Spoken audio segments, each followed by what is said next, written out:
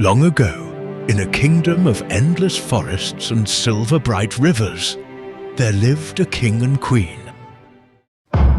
They held one longing in their hearts, a child. Each morning they stood before the empty cradle and whispered the same tender hope for a child of their own. Years passed in this sorrow. Then one day, as the queen wandered sadly beside a clear, running stream, lost in her endless longing, something small and green suddenly rose before her. It was a wise, wrinkled old frog. This frog, so strange, and yet I cannot look away. Its eyes like amber beads, shimmering with a faint, magical glow that spoke to her. Your dearest wish shall soon be granted. Before the year has passed, you shall bear a daughter. What? A daughter? Did the frog just say a child? As the frog vanished, the queen leapt back in surprise, its words still echoing in her mind. She hurried back to the castle courtyard, and the king was waiting for her. There you are, my queen. I was beginning to wonder where you'd gone. Oh, my king. You look so bright with joy. Tell me, what news has reached you? Something extraordinary just happened. So extraordinary. The frog. The frog? Yes. It spoke. It said, our wish shall be granted. Before the year is done, we shall have a daughter. My queen, I can hardly believe it, yet I feel it in my heart. Soon, our lives will be brighter than ever before. And indeed, the frog's prophecy came true. The queen soon bore a lovely baby girl. Overjoyed, the king declared a celebration unlike any before. He invited not only his family and nobles, but all the wise women, fairies who carried secrets of moonlight and fate, so their blessings might weave the princess's future with shimmering magic. Speak, herald. What disaster threatens my feast? Your Majesty, we have prepared for 13 wise women, sire, yet the royal vault holds only 12 of the sacred golden plates. These were no ordinary plates. They were enchanted vessels, crafted to hold the precious blessings of the wisest women in the land. There were 13 such women in the kingdom, yet the king possessed but 12 golden plates. My queen, we have invited all 13 of the wise women, yet we possess only 12 of the sacred, magically wrought golden plates. The ritual demands one for each blessing. What are we to do? Then the choice is clear. My king, we must leave out the 13th, the one who dwells in the mountains and shuns all company. 12 blessings given in harmony are better than risking the ritual for all. Surely, she will not mind our omission. Thus the king resolved to leave out the 13th wise woman. Surely, he thought, 12 blessings would more than suffice. And besides, she was a solitary, prickly creature, hidden away in her mountains. Perhaps she would not mind, or perhaps she would not even notice. How dare they cast me aside? As if I were nothing. I shall show them the price of their folly. The feast began without the 13th wise woman. It was a joyful celebration, and the king and queen beamed with happiness.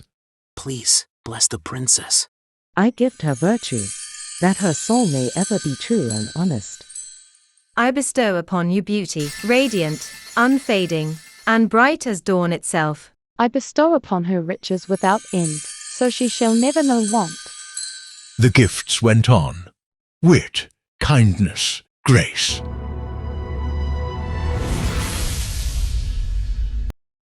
11 blessings now adorned the princess. The 12th wise woman stepped forward, her final enchantment shimmering at her fingertips.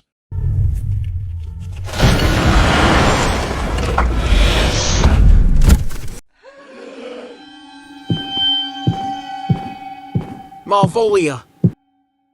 I am profoundly shocked and honored by your presence. We hadn't expected you. Honored to see me? Curious, for no invitation found its way to me. My lord, We beg your forgiveness. The sacred plates. There were only 12. The ritual. So you chose convenience over courtesy. Well, it seems I am far too late to offer a blessing, but I cannot possibly leave without giving something. No, please. Whatever you intend. I beg you, do not harm the child. I gift to the child this fate. On her 15th birthday, she shall prick her finger on a spindle and fall down dead. The 13th wise woman vanished, leaving a chilling silence. The king and queen stood frozen, their hearts heavy with shock and despair. Then the 12th wise woman stepped forward and broke the silence. Fear not, my king and queen. I cannot undo the curse, but I can soften it. The princess shall not die. She still had her gift to give, a final enchantment that would soften its fatal end.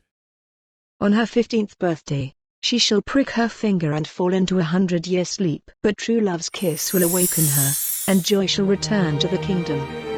Fearing the curse above all else, the king issued a solemn command throughout the realm.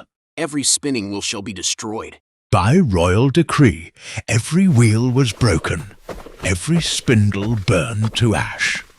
From grand castle halls to humble cottages, the people obeyed, believing that by banishing the spindle, they might yet protect their beloved princess from fate itself.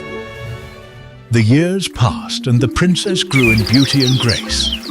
She was kind, clever, and gentle, breathtakingly beautiful, just as the fairies had promised.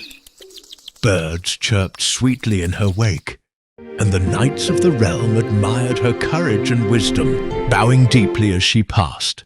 Everyone adored her. In time, it seemed as though the terrible curse had been forgotten, though from the shadows. Unseen eyes still watched, and a bitter heart grew restless. Then came the day of her 15th birthday. The castle buzzed with joyful preparation. Long tables were laden with food for a grand feast. Banners fluttered proudly from every tower, and musicians tuned their instruments. As the castle bustled with celebration, the princess slipped away. Wandering beyond the familiar halls, she discovered an old staircase. Where does this stair lead? I have never seen this way before. She walked through the quiet corridors until she came upon a small, crooked door, half hidden by shadows and the passage of time. Inside, an old woman sat bent, calmly working a spinning wheel. Good day! What are you doing there? What is that thing? Dear, I am merely spinning thread, as I have done for many years. It is delicate work. May I try? It looks so fascinating. Be careful. This is no ordinary toy. One careless touch can bring unexpected trouble. Oh, I promise I'll be careful. The princess reached out, and the instant her finger brushed the sharp spindle, it pricked her. At once, her strength failed her. Her eyes fluttered and she sank gently to the floor. A deep, enchanted sleep claimed her, just as the dark curse had foretold. The 12th wise woman appeared. With a soft gesture and whispered magic, she transferred the princess onto a bed of silken cushions and blossoms. Then the enchantment spread. Throughout the castle, a sudden hush fell. Music faded into silence, and one by one, all who dwelled within the servants, the guards, even the king and queen themselves, were drawn into the same deep enchantment. With the 13th fairy spell, thorny vines crept over the castle, locking the kingdom in its cursed sleep. Many years passed, and tales spread of a forbidden kingdom, where time had stopped and a princess lay in enchanted sleep. Many brave knights and princes tried to reach her. Some were turned back by the living thorns. Others were lost among the vines and never returned. One day, a young prince rode through a village. They say the princess still sleeps, untouched by time, waiting for the one brave enough and true enough to reach her. A sleeping princess? And no one has saved her? Many have tried, Your Highness, none have returned. The thorns have a will of their own. The kingdom does not wish to be disturbed. And yet, she still waits? So the legend says. 100 years must pass, and only then may one enter unharmed. The prince felt something stir within his heart. That night, sleep would not come to him, for the tale echoed in his thoughts like a distant call. I shall go and see the princess. And so, without fear and without delay, the prince set out toward the Forbidden Kingdom, unaware that destiny itself was guiding his path.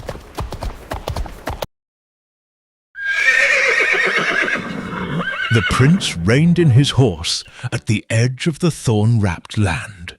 I do not fear you. I have come to wake her. As the prince reached out, the thorny vines trembled and slowly parted at his touch. He walked through the courtyard and gardens, where figures lay perfectly still, lost in enchanted sleep. So this is the place where time itself sleeps. Drawn onward, he entered the silent castle. His footsteps echoed as he climbed an old staircase, worn smooth by years long past. He followed a quiet hallway, the very path the princess had once walked, until he came to a small, ancient door at its end. The prince stood still for a moment. There she lay, the princess. He gazed upon her, hardly daring to breathe, and slowly stepped closer. I can scarcely believe it. She is more beautiful than any tale ever told. The prince could resist no longer. He gently kissed the princess. At once, her eyes fluttered open, soft and bright. In that very moment, powerful magic swept through the kingdom, waking it from its long sleep. The king awoke. The queen awoke.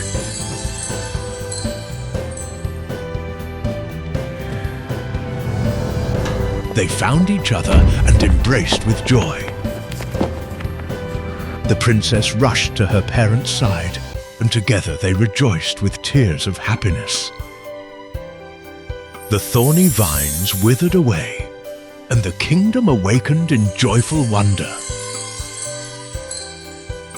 Soon after, the princess and the prince were married, and together they ruled with wisdom and kindness, living happily ever after.